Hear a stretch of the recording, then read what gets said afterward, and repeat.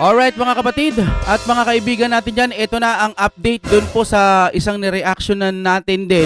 Ginawan din natin ng opinion na yung Lespo nagsalita ng kanyang saloobin. Tapos ngayon may nakita naman tayo ngayon galing sa UNTV, police vlogger, isinailalim na sa neuropsychiatric test ng PNP.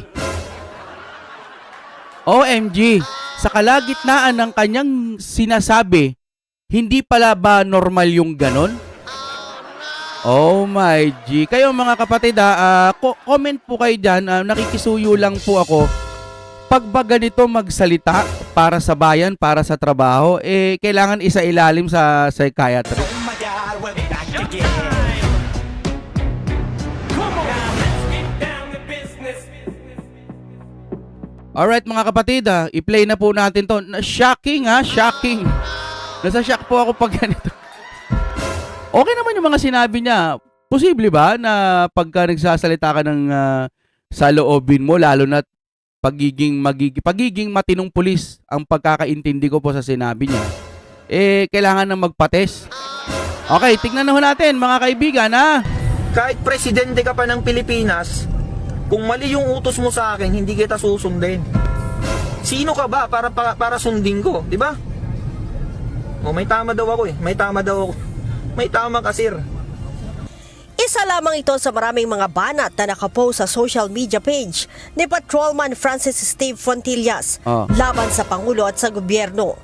Actually, parang hindi naman laban sa sa gobyerno, hindi naman laban sa Pangulo Pwede mong sabihin na word na laban sa Pangulo kung masama nga talaga ang inuutos niya.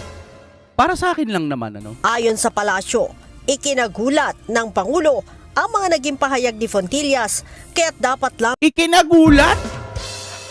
Kung ako ang Pangulo, hindi ko siya ikakagulat. Pwede kong sabihin na, wow, grabe naman to. Gusto ko tong Lespo na to. Kapag kapangit yung iuutos ko, ayaw niya. I mean, pag mali ang iuutos ko, ayaw niya. Bibihira na lang ang ganitong katapang magsalita sa social media. Ipapa-psychiatric test ko nga to. Ganun ba dapat? Hindi. Kasi malakas ang loob Bakit? Ano ba ang normal ngayon? Kailangan kapag ka may inutos na mali, tahimik lang? Yun ba normal? Ewan, mga kapatid, siguro baka ngayon, ganun yung normal. No? OMG. Okay, tuloy po tayo Panoorin po natin. mang napatawa nito ng kaukulang parusa. Naku, pinarusahan pa. O kaya mga mahal po nating mga Lespo, siguro pag may saloobin kayo na kapag ka mali, hindi nyo dapat susundin. Nako, magulos dili po kayo mga kapatid, mag-isip-isip Sino kayo. naman po sigurong Pangulo, mabibigla po sa tinuran ng sinasabing Kabigla-bigla ba yung mga ganun? Tingnan nga natin yung mga nag-comment, Baka naman kasi kabigla-bigla nga talaga. Eto, wag na, okay lang mga mag-test, mag-drug test, di ba? Para gising, sabi ng spokesperson.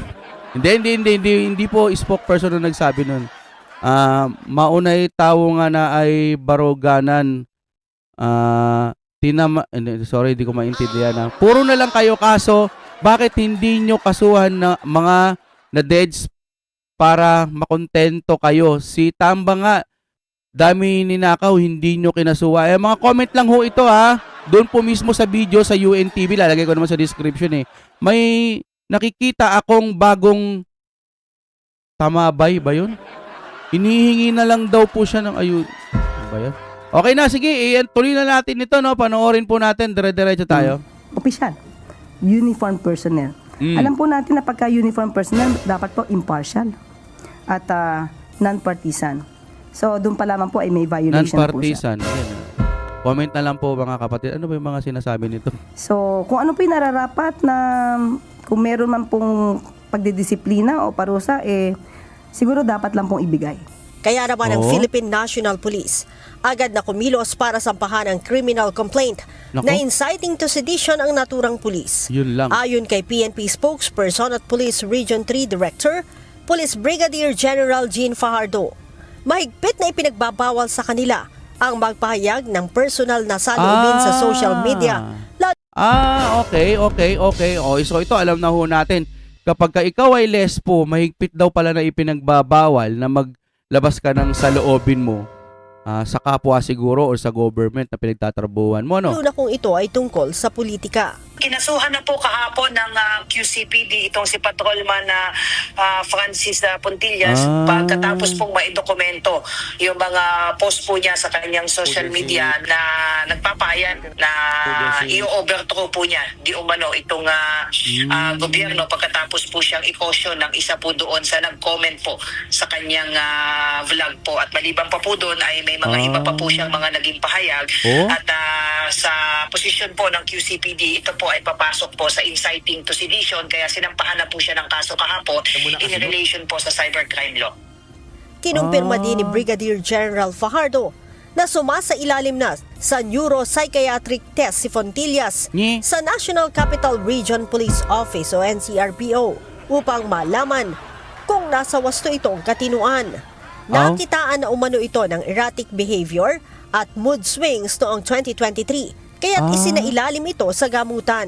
Naku. Short-tempered kaya po siya ay pinanyuko noon at nag-undergo po ng medication for supposedly mood swings po at erratic behavior.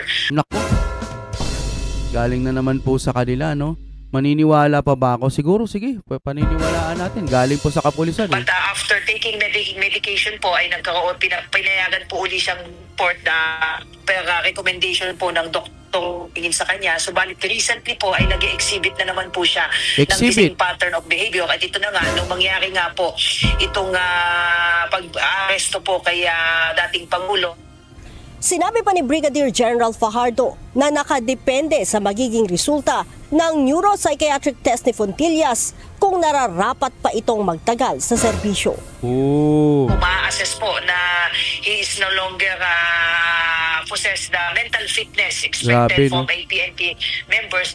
This might be a ground for separation from the PNP service. But aside from that po, yung isinampang kaso nga po at yung willful violation po niya ng mga existing policy, including po yung kanyang refusal to report physically sa kanyang unit po. Ito po lahat po na ito ay dinokumento na po. In fact, pati po yung return to work order po na pinareceive doon po sa kanyang tahanan ay nirefuse din po niyang tanggapin po.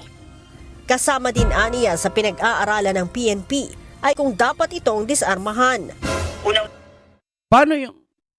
Sa bagay, wala pa namang ebidensya kasi parang may general din na nagsalita, no? Or mga ibang lespo. Ewan, hindi natin... Una, kung ganito talagang he is exhibiting erratic behavior, ay kailangan po talaga siguro na i-under restricted custody siya. At once malabas po yung order, ay automatic po siya po ay didisarmahan at tatanggalan po ng sweldo as soon as maging effective na po yung AWOL order po niya. AWOL.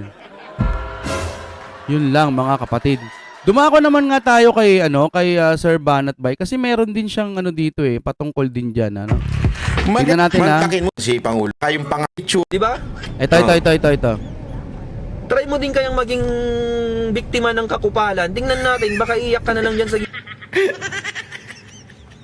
Sir Banat Bay, shout out po, Sino sir. kaya tinutukoy niya dito? Maging biktima ng kakupalan. Sino ba yung nangupal kay Pangulong Duterte? Hindi, totoo. Totoo Yan yung sinasabi niya ha? So, itong si Sir Lespo natin, mukhang kapanig po ata ng Duterte o sumusuporta sa mga Duterte. Okay? Hindi pwedeng kukupal-kupalin mo. Ilid. Di mo kasi alam. Di nyo kasi alam kasi nasa mataas kayong posisyon. Di nyo alam yung nararamdaman ng isang mababang tao lang. Na kapag kinupal-kupal mo, walang magagawa kundi tatahimik lang. So, yung mga sinabi niya rito, gaya ng sa isang video ko, mukhang tama naman sa pandinig ko, no? Pero bawal palang magsalita daw ang mga lespo, lalo na laban sa gobyerno or etc. Kung may ganun talaga, bawal, yun lang. Diba? Kasi alam niya sa sarili niya na walang laban sa'yo. Kasi mataas ka Pero wag mo akong ginaganyan. Kahit gaano ka pa kataas. Wala akong pakialam sa ranggo mo. Naku, patay tayo dyan. Sino ba yan? Ranggo, ibig sabihin mga kababayan, ang tinutukoy niya dito, police. boss niya. Oo, Ha? oo. Sino kaya yung Nako. Lupit mo, sir. Grabe ah. Lupit mo magsalita. Nako po, yari ka dyan. Nako. Hindi. Ang tindi nito nakakabilib tong maman to. Sobra nakakabilib tong maman to. Alam sa ranggo mo, kahit ano ka pa, kahit general ka pa. Nako po, Oo. pati general. Nako, kasama ba si general to? Nabanggit. Nabanggit general. Yari tayo dyan, Brad. Kahit ikaw pa ang hepe ng PNP, kahit ikaw pa yung pinakamataas sa buong mundo, sabi ko na nga ba. Yun. Kapag kinupal-kupal mo ako at ay napakan mo yung dignidad ko, Yun. magkamatayan na tayo. Di ba? Di ba sabi ipapatest siya, paano kung yung magtitest sa kanya, taga-kabila, no? Parang hindi papatas. Kung paano lang, kung lang naman, di pwede siyang i-positive agad sa neuropsychiatric test, no? Yun lang. Pwede ba siyang tumanggi sa ganon?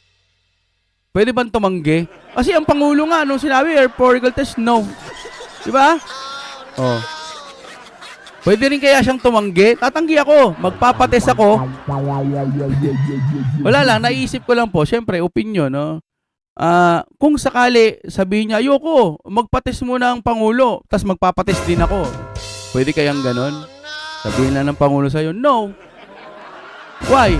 Ganon lang. Kaya, yun lang sir, baka bawal ho talaga sa inyo. Comment po kayo mga kapatid, baka may mga lespo na nanonood sa atin dyan. Shoutout po sa inyong lahat. We love you naman forever na iintindihan po natin yung mga nangyayari ngayon. Paano na lang yung iba na mga nagsasalita daw, ang bigat daw dali ng ngayon, yung badge, chapa ba tawag dyan, yung ganyan o, yung kay sir, parang ang bigat daw dali ng uniforme ngayon. Yung mga nagsasalitang ganun, okay lang ba? Okay pa siguro. Ito si sir kasi medyo siguro, nag-ano na siya, nagpakatotoo na siya sa kanyang sarili. Yan ang pagkaunawa natin sa video eh. Ang problema ho, baka may mali siyang nagawa na may rules ang gobyerno ngayon. Yun lang, sir. Sana, mas maganda siguro bumaba muna siya sa pwesto niya, no? O nag-resign siya, tapos dun siya nagsalita. Yun. Sigurado, pwede ka nang magsalita nun. Yun yung prinsipyo na pinaglalaban ko mga kasama. Kunwari, ba't ka bumaba? Kasi hindi ko na nagugustuhan yung mga nangyayari. Ganun lang. Yun, pwede siguro, no? Yan yung tinatawag na prinsipyo. Hindi yan mabibili ng pera kahit anong magkano mang pera yan. Tandaan nyo lagi na yung prinsipyo lang yung kaya mong ipaglaban sa buong buhay mo. Kahit wala ka ng pera, kahit wala ka ng kung ano-ano man yan, kahit anong meron ka, na winala ng mga tao, prinsipyo lang yung matitira sa'yo. Tandaan nyo yan. Dignidad lang matitira sa'yo. Nako. At wag na wag mong ibebenta yan kasi yan lang yung natitira sa'yo. Nako. Diba? Nagigets nyo ba ako? Oh, gets kita. Ako din naman. Yun lang, ang problema, pag ganyan magsalita, GG. Kaya siguro yung mga ibang lespo, medyo tahimik na lang muna ngayon. Siguro sa tingin ko, yung iba nakakaunawa naman sa mga nangyayari. Ang problema, hindi sila pwede magsalita sa ngayon. Kasi trabaho lang. Ini-imagine ko nga paano kapag halimbawang sila'y nawala sa serbisyo dahil nagsalita sila. So, paano na lamang po ang kanilang mga pamilya? Paano kung bigla ang tinanggal, mga ganyan, may pinapaaral, gaya nga sinabi natin sa isang video. So, paano yun? Yun lang, di ba? Wag na wag kayong papayag na yung dignidad mo bilang tao, inaapakan lang ng kahit sino dyan. Ayun. Putik, tao ka, may dignidad ka, may prinsipyo ka. Hindi pwedeng apak-apakan ka ng kahit sino. Nako. Bilang tao, pagkapanganak mo pa lang sa mundo, meron ka ng karapatang mabuhay. Meron ka ng karapatang irespeto. Prinsipyo.